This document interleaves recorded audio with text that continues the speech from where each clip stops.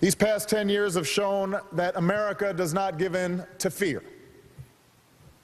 The rescue workers who rushed to the scene, the firefighters who charged up the stairs, the passengers who stormed the cockpit, these patriots define the very nature of courage. Silent most of the day. Tonight, President Obama telling a story of America's resilience. Earlier, a sign of solidarity. The President and former President Bush and the First Ladies at the 9/11 Memorial in New York.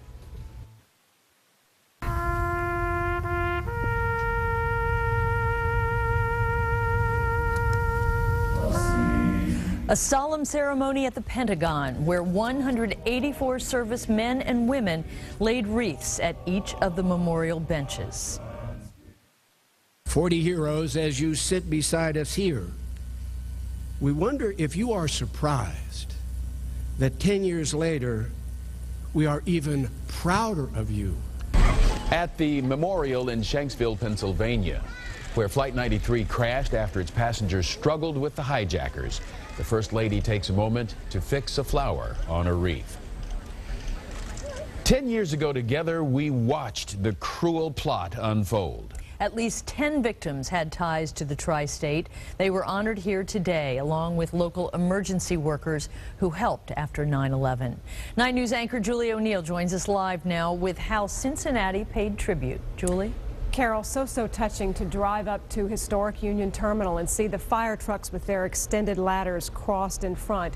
They had to open a second room to hold the crowd for today's remembrance. One Clifton father didn't want to miss.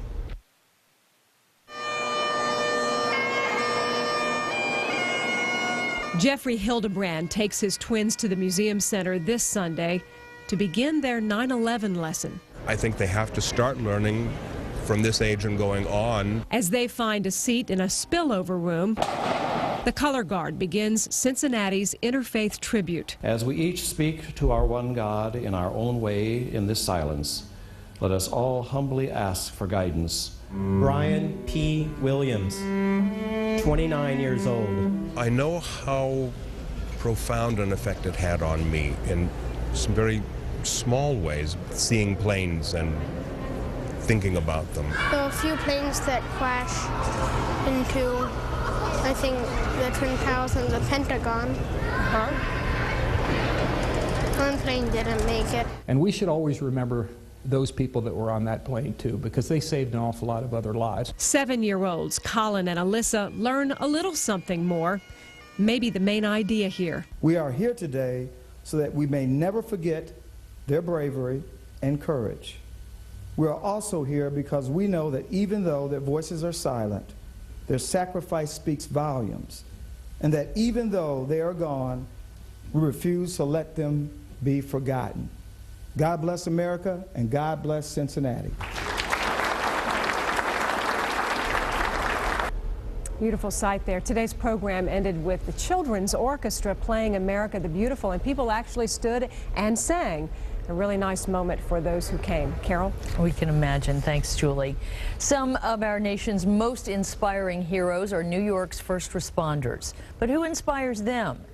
9 News reporter Sayed Shabir is live in Newport with the firefighters' unusual source of courage. Sayed? Well, Carol, 343 New York firefighters lost their life on that tragic day, and this new memorial here in Newport is honoring their sacrifice. The sense of loss lingers now among the surviving firefighters, but they too are being honored, not by monuments or memorials, but by children from across the world. And tonight we look at how a local woman is helping all of that happen. Notice the death. A picture is worth 1,000 words. And even the tears are red. The common phrase doesn't really apply here. These kids got it. For these pictures are worth much more. Grown men and women were looking at these cards and letters from children and becoming inspired. Through the physical and mental fatigue, these drawings offered a sense of comfort. You could see it in their faces. They were they were feeling a little bit better about going out and doing what they had to do. Cincinnatian Tanya Hoggard was a volunteer during the aftermath of 9/11 and witnessed firsthand a transformation. Pretty good, isn't it? The courageous firefighters who inspired this country down to its core were now the ones being inspired. Their recipe for resolve: magic markers, crayons, and the hearts of the world's youth. Some of the guys would even say to me, these kids they've become my hero. The messages started coming in from all across the world and began piling up in New York City firehouses. Fearful of them being thrown away, Hoggard stepped in and began storing them right here in the tri-state. You can't just save like 10 pieces. If you're going to save it, you better save it all.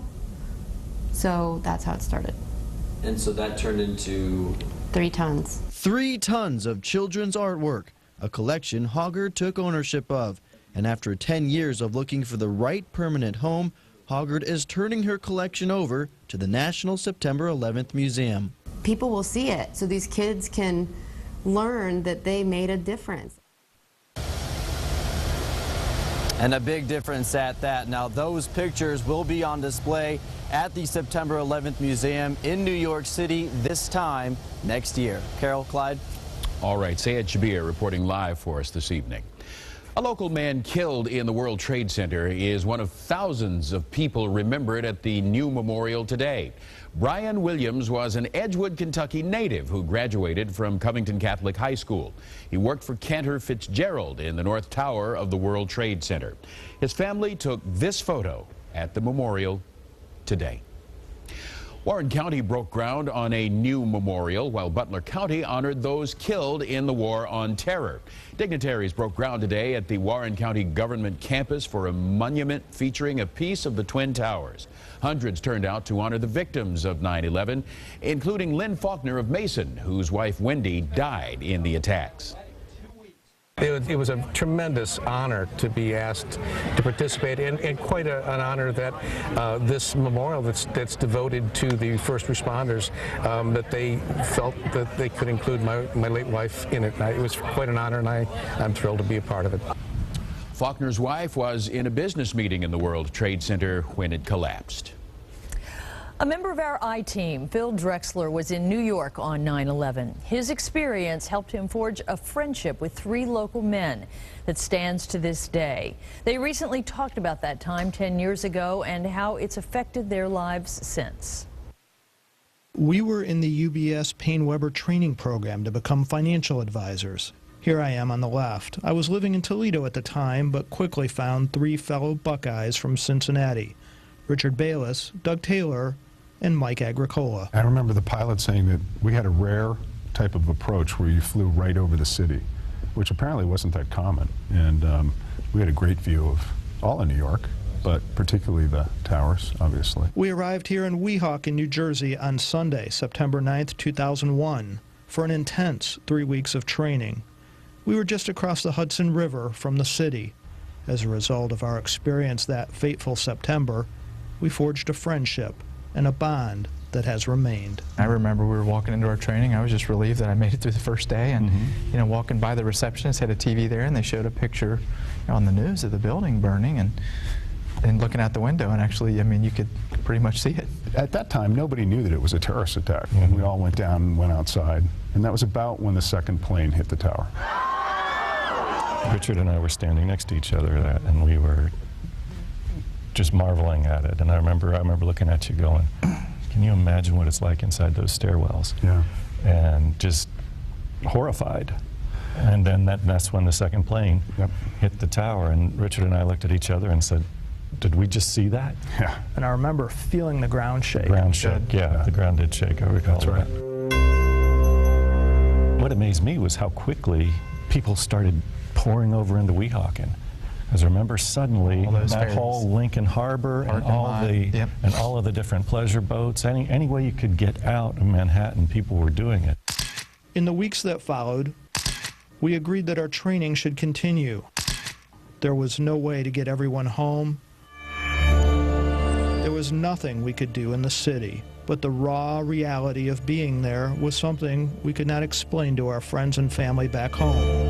Here's a picture I took from my hotel room window on September 12th. Weehawken is right next to Hoboken, and they were using the Hoboken train station as a temporary morgue. Yeah. And so at nights, the ferry that would come right into Weehawken would bring over these body bags, and they'd go right into this panel truck. And if you were outside after 8 or 10 o'clock at night, you could just watch all these bodies being delivered into this panel truck. As the days passed, we were able to get into the city. It was still covered in dust, and the buildings were still smoldering. Richard and I went to Wall Street. Most of the businesses were closed, but the market had opened. A defiant and proud flag sent a powerful message. You reminded me of all the firefighters every time you'd ride a ferry or a bus or something where everybody would just step aside and cheer.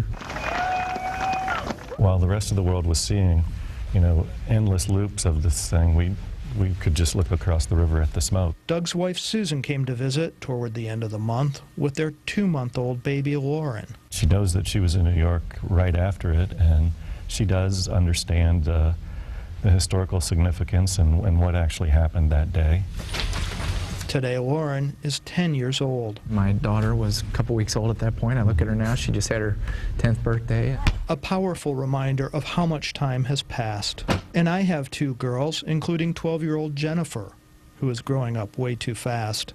She was just 2 when I left home 10 years ago. What they tried to achieve as far as terrorizing the population, in my mind, didn't work. Because I think most people are more patriotic, most people are more behind our country. I'm not talking about politics, but behind our country than ever before. I think I appreciate my friends and my family more than I did before. I couldn't say it any better than that.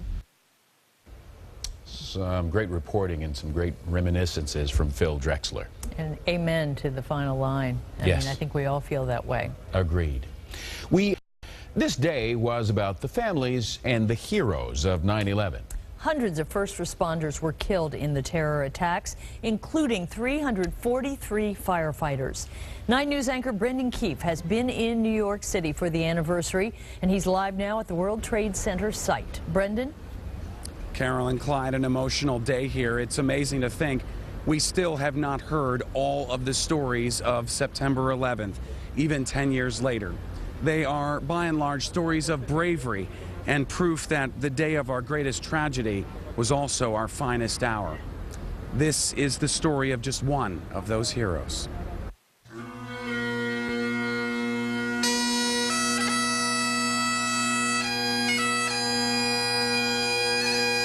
The cops and firefighters of Cincinnati's Emerald Society play the pipes and drums in honor of New York firefighter Stephen Siller.